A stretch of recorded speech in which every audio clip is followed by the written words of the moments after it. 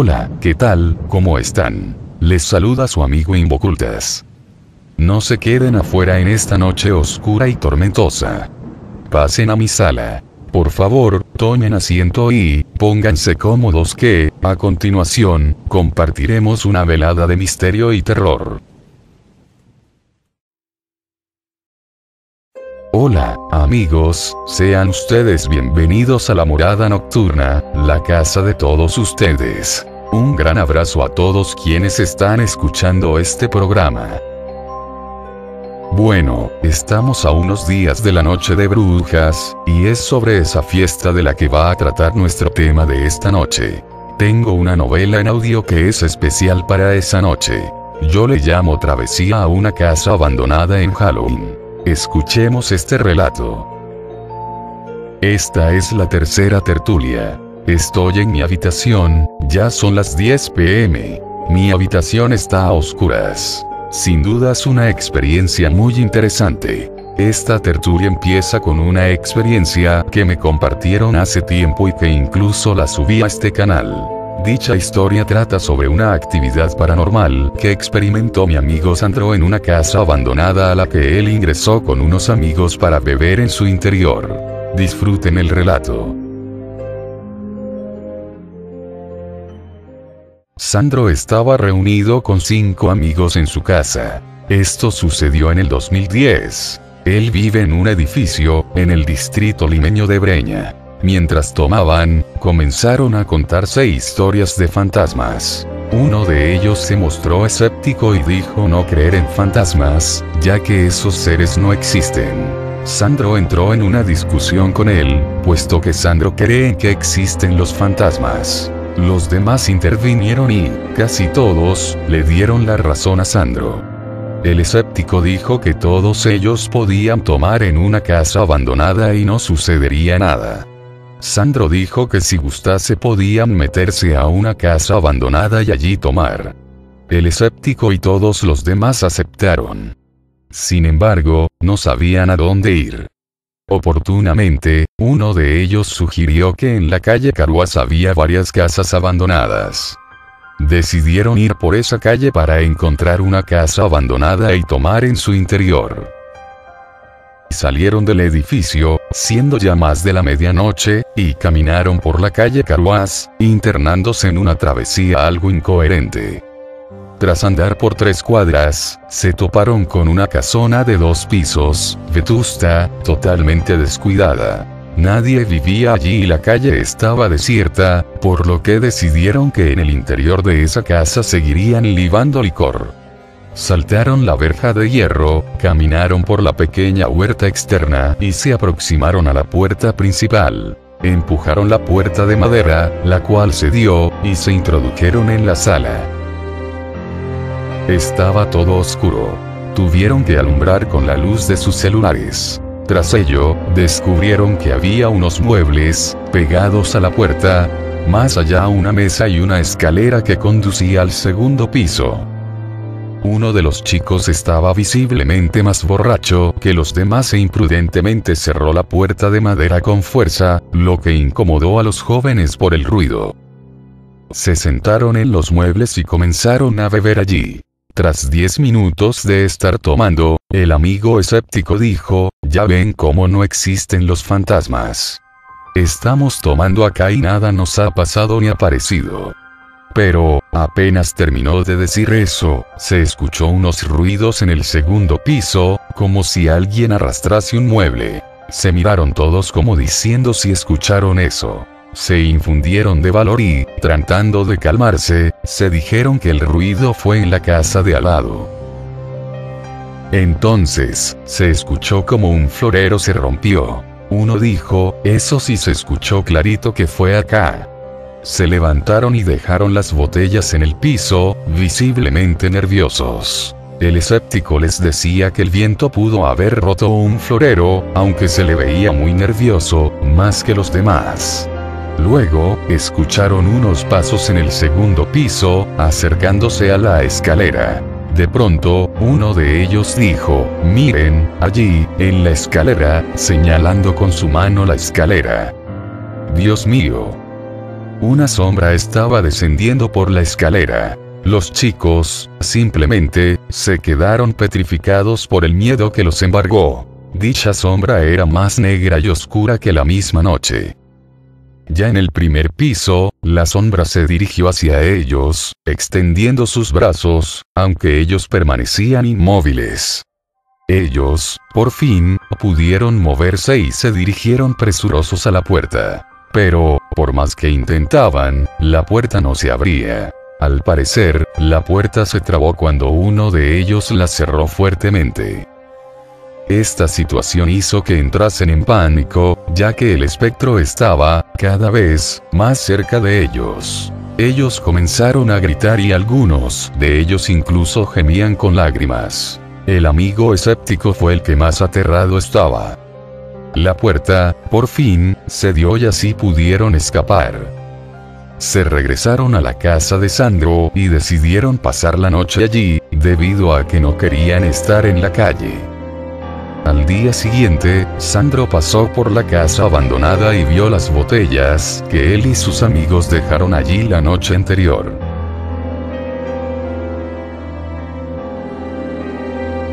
Siguiendo con esta tertulia, les contaré el relato de un amigo anónimo que me lo envió al correo. En la noche del 31 de diciembre del 2013, 5 amigos y yo nos reunimos para ir a pasar el año nuevo en un campamento en una playa en San Bartolo, al sur de Lima. Tomamos un taxi que nos llevó a San Bartolo y nos dejó en la playa acordada. Caminamos buscando un lugar espacioso en la playa donde poner las carpas. Había pocas carpas, unas 20 en total. Carlos dijo que mejor hay que ir a una parte en que no haya carpas, una zona más solitaria, por lo que nos fuimos a buscar y vimos un rincón de la playa en que no había carpas allí y armamos la carpa. Tras terminarla, salimos afuera y prendimos una fogata y nos pusimos alrededor de ella y comimos y tomamos cerveza. Después de varias rondas, siendo ya las 11 p.m., Dani y Zavala salieron de la carpa a orinar. Al medio minuto, regresaron algo ajetreados y nos dijeron que mientras orinaban vieron a una mujer bien bonita caminar por la playa. Jeff les preguntó por dónde la vieron, para ir a verla y hablarle, y Dani le indicó el sitio. Entonces Jeff se paró y dijo, vamos, y Dani dijo, vamos, Carlos y yo nos quedamos, por lo que fueron entonces Tito, Jeff, Zavala y Dani.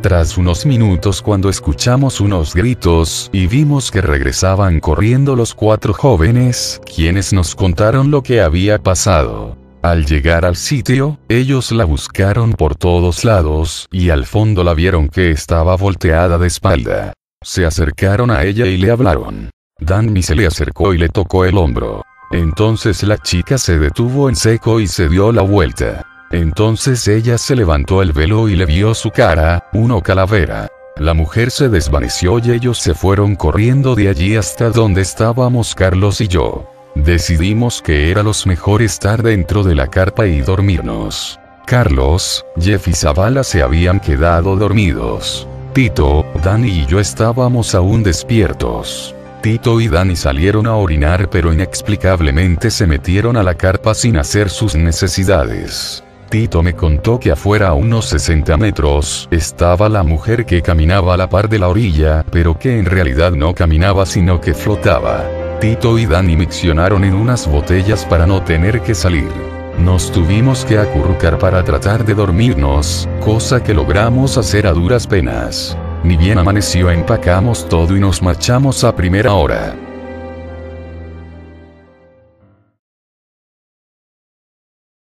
Bueno, la noche avanza y creo que llegó la hora de adentrarnos en el tema principal. Empezaremos por la casa embrujada más icónica de Lima y tal vez de todo el Perú. La Casa Matusita es una casona de 2 pisos que está ubicada en el cruce de las avenidas Garcilaso de la Vega y España.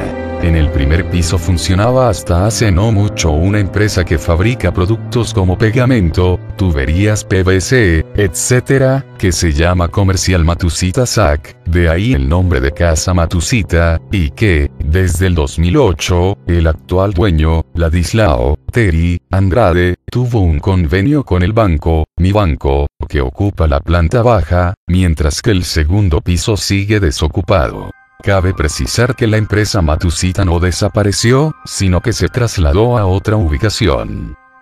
Según la creencia popular, es en el segundo piso donde se produce toda la actividad paranormal.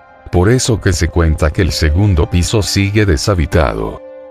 Se comenta que allí pena, que se ven sombras pasar por el segundo piso supuestamente deshabitado, que se ven cabezas rodar, etc. Hay dos leyendas que están relacionadas con la casa Matusita. Ambas hablan de crímenes sangrientos, siendo uno hecho por la pasión y el desengaño y el otro por venganza y la justicia social, y aunque no cuentan con un tiempo específico, es presumible que sus orígenes hayan ocurrido a inicios del siglo XX. La primera leyenda narra la historia de un hombre de origen supuestamente japonés que habría hallado a su mujer en la cama con otro sujeto. El esposo al ver la escena tomó un cuchillo y de manera rápida y violenta acabó con la vida de la citada pareja. Sin embargo, esos no fueron los únicos asesinatos, pues el esposo, ahora desesperado al no saber qué hacer con los cuerpos, esperó la llegada de sus hijos de la escuela y decidió también acabar con ellos. Por último, preso ya sea de la desesperación o simplemente de la locura, el hombre decidió practicarse el seppuku, suicidio tradicional del Japón en la que uno se quita la vida, hundiéndose una espada en el estómago, poniendo fin a su propia vida. En cuanto a la segunda leyenda, esta es mucho más ignominiosa que la anterior. Muchísimo más. Se cree que en esta casa vivía un señor perverso que maltrataba y abusaba de sus dos únicos sirvientes. Un día, cuando el dueño de la casa ofrecía un almuerzo a sus familiares, los sirvientes decidieron vengarse.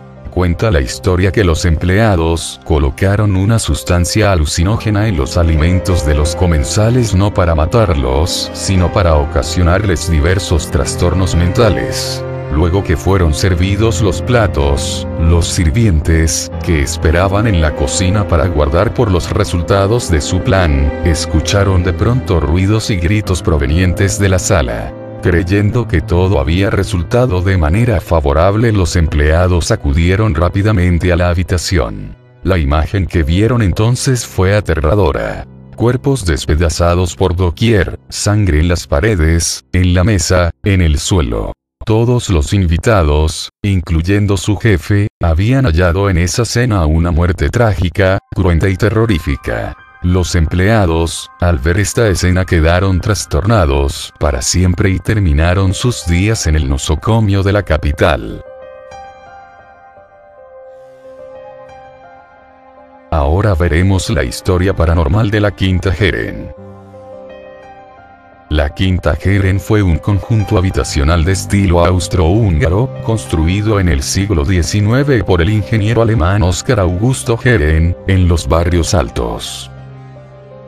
Está en la cuadra 12 del Jirón Junín, en el cercado de Lima. Se dice que las casas antiguas del histórico y emblemático Barrios Altos están embrujadas y que, al caer la noche, los fenómenos paranormales se hacen evidentes en el interior de estas casas. La Quinta Heren no es la excepción.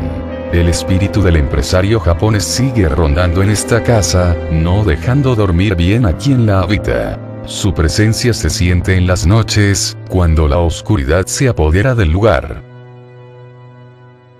Vecinos del lugar afirman escuchar el espíritu del ciudadano oriental, lamentándose el haber caído en desgracia.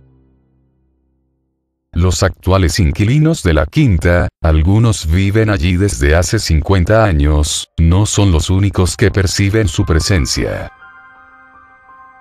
Al ser esta casa muy requerida para la filmación de series y películas nacionales, grupos de técnicos de cine o televisión han llegado a percibir su presencia, y fotografiar sombras, luces, e incluso a filmarlas, así también ver como una antigua silla cruje ante un peso inexistente. Además, se dice que un jinete sin cabeza y con cadenas ronda por el lugar en las noches, montando a un corcel blanco. Según una leyenda, durante la colonia, un residente español fue decapitado injustamente y por ello su alma vaga por el sitio.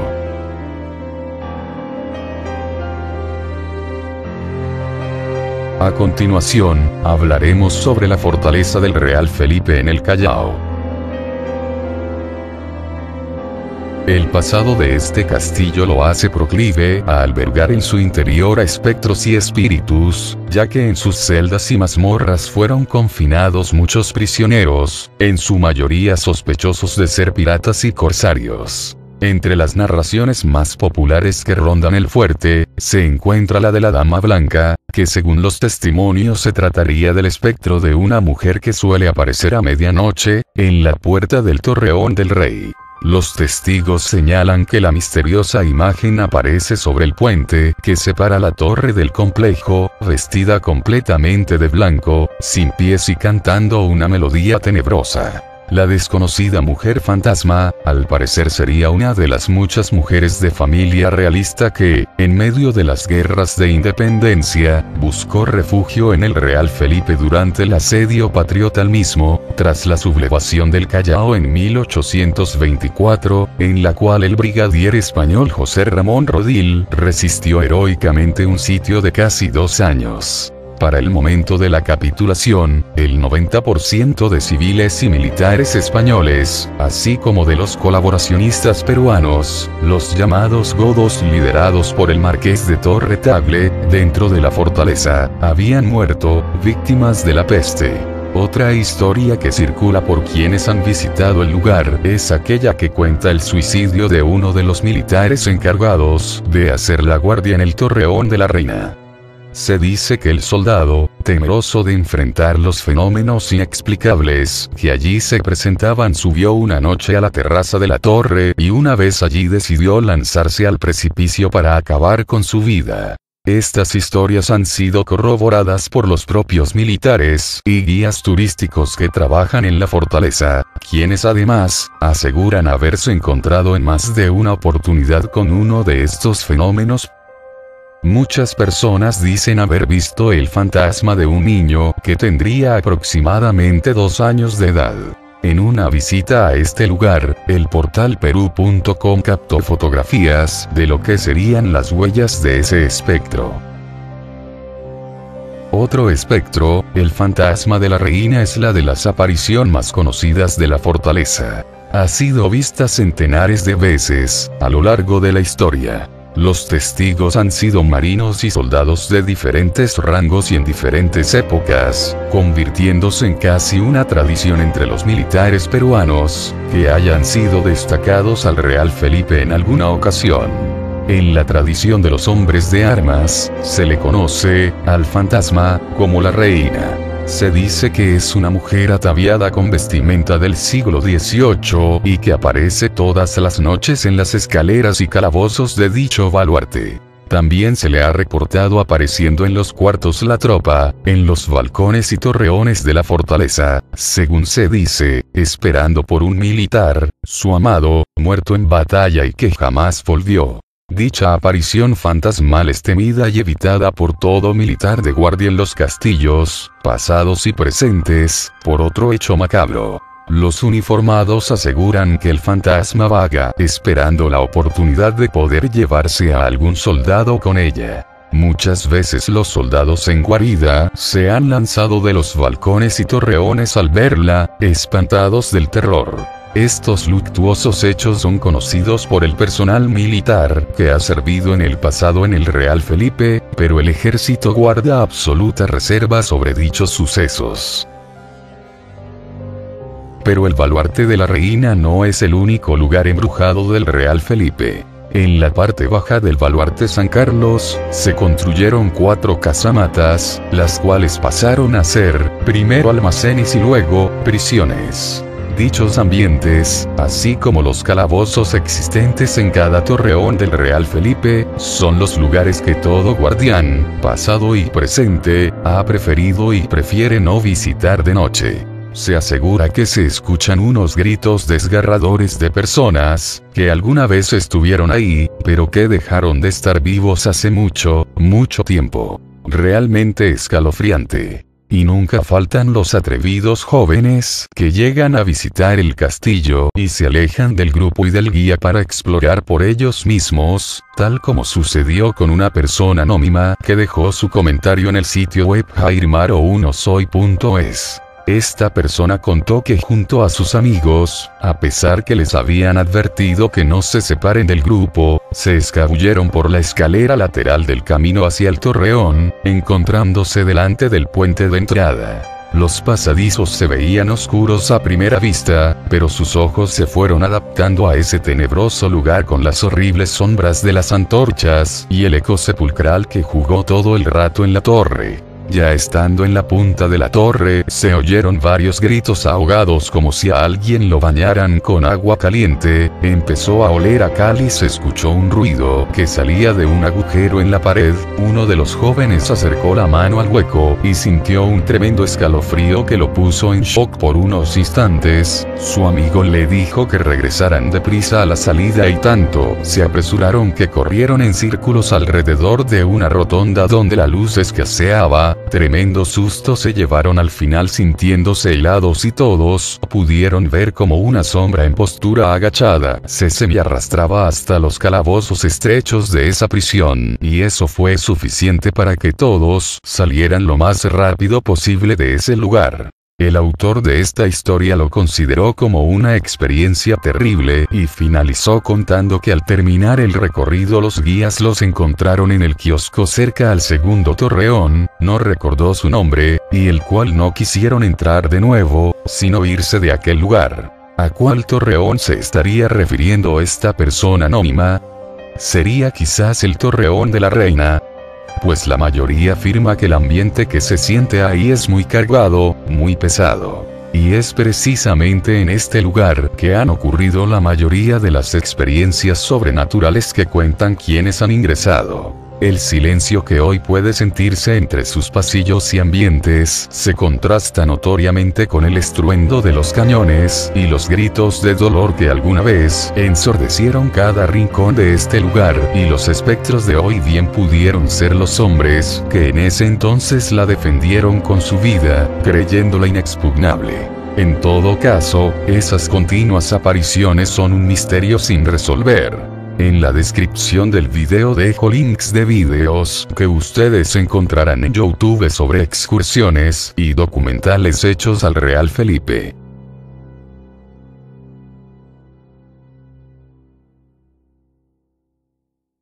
Proseguimos este repaso sobre las catacumbas de San Francisco. Las catacumbas, que forman parte del complejo arquitectónico de la iglesia de San Francisco, son el escenario perfecto para un cuento de terror. Esto no se debe solo a su antigüedad y apariencia, sino sobre todo a su función. Hasta 1808, año en que fue inaugurado el presbítero maestro, este lugar sirvió como cementerio para congregaciones y hermandades. Más de 25.000 cuerpos fueron depositados en sus fosas comunes. Una vez inaugurado el que entonces era el nuevo cementerio, y para evitar epidemias, las catacumbas fueron abandonadas y tapiadas. Más de 100 años después, en 1947, sus pasadizos fueron limpiados y en 1950 las catacumbas quedaron habilitadas para el ingreso de visitantes, y con ellos llegó el nacimiento de sus mitos, quizás influenciados por el hecho de que durante el recorrido se observan huesos clasificados por tipo y fosas comunes que albergan cuerpos a más de 10 metros de profundidad.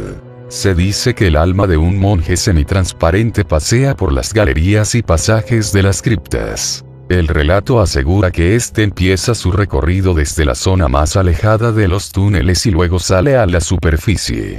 Como esta, muchas otras historias de almas en pena son contadas alrededor de estas criptas que se han convertido en las más famosas de Lima.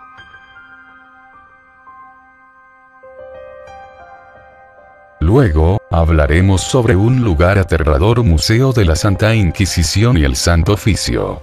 Ubicada en la Plaza Bolívar, A unos pasos del Congreso de la República, se encuentra un lúgubre edificio caracterizado por tener una portada de estilo neoclásico cuyo interior esconde historias de horror infinito. Es el temido Tribunal de la Inquisición, creado por el virrey Toledo en 1570. Según cuentan los miembros de seguridad encargados de la vigilancia nocturna, cuando la oscuridad envuelve el museo, se empiezan a escuchar gritos aterradores, de pena y dolor que retumban por todo el lugar, causando espanto a más de uno de los vigilantes. Uno de ellos, con más años en ese cargo, cuenta que una noche empezó a escuchar ruidos estremecedores de cadenas y gritos desgarradores provenientes del túnel subterráneo en donde están las celdas. Se acercó en silencio a averiguar cuál era el motivo de todo ese escándalo. Al momento de subir a las escaleras, se quedó atónito al ver la imagen macabra de una mujer que bajaba, casi sin tocar las escaleras, levitando. Su vestimenta era antiquísima, una especie de sotana blanca manchada de sangre, y cuya figura era espigada y muy delgada.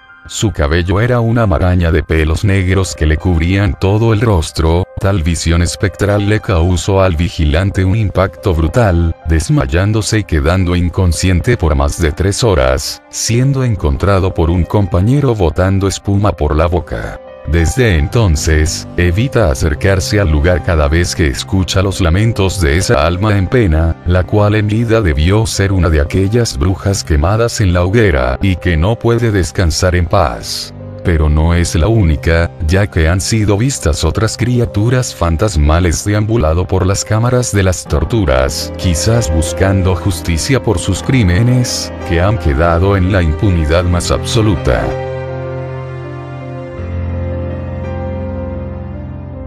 Concluyemos este recorrido con el cementerio presbítero.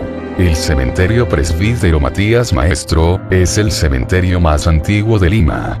Aquel fue inaugurado en mayo de 1830, y aunque la fecha del primer entierro se registra en dicha época, fue mucho después que la gente de Lima recién se animó a enterrar a sus muertos allí, ya que era el primer cementerio en extramuros, es decir, que no se encontrará en las clásicas catacumbas de las iglesias. Según el cuidador del presbítero, existen criptas subterráneas en el cementerio, algunas que cuentan con una especie de tarima de concreto donde suele descansar el féretro antes de ser metido en el nicho. Pues a veces se lograba colar gente hasta estas tarimas, pero siempre eran atrapadas, porque cuando se quedaban dormidas en ellas, eran despertadas por las almas que descansaban en los nichos, por lo que salían corriendo asustados. En las escaleras a través de las cuales se llega a la cripta de los héroes, se suele aparecer una mujer vestida de negro, que entre sollozos, habla con los visitantes que acudan solos a este lugar.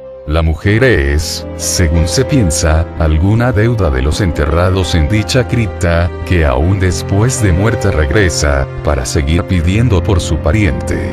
Cuando los cuidadores hacían sus guardias de noche, evitaban pasar solos por ciertos lugares, ya que el ambiente era demasiado pesado. Uno de los pabellones con mayor actividad paranormal es el pabellón de los suicidas. Según el cuidador, en sus guardias nocturnas en el pabellón de los infantes, era posible oír a niños riendo y corriendo, sin que hubiera posibilidad de que hubiese un solo niño que se hallara tan tarde en el lugar.